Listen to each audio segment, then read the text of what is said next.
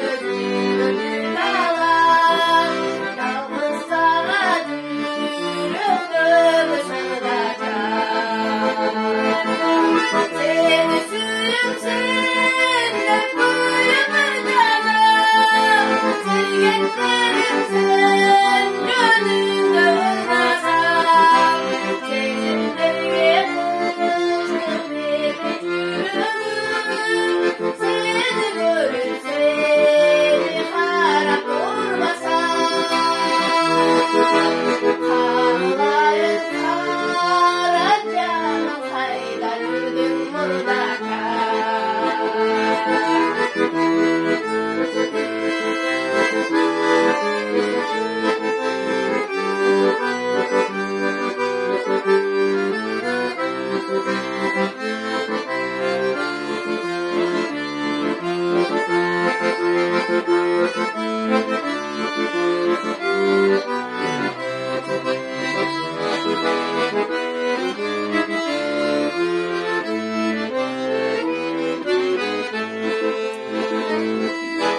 Bindim kadıkça malını bulbazar, bilsin haydi gelin uğratar.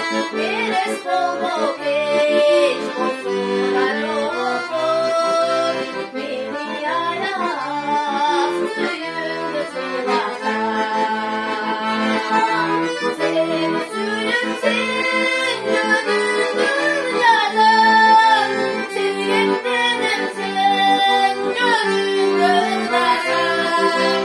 Seninle yapıştık bir yürüdüm, seni görüp seni harap olmasam,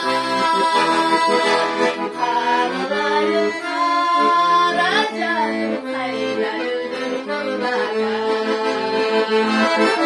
Seni suyum senden boyumun dağlar, sevgeklerim sen gönlümde olmasam,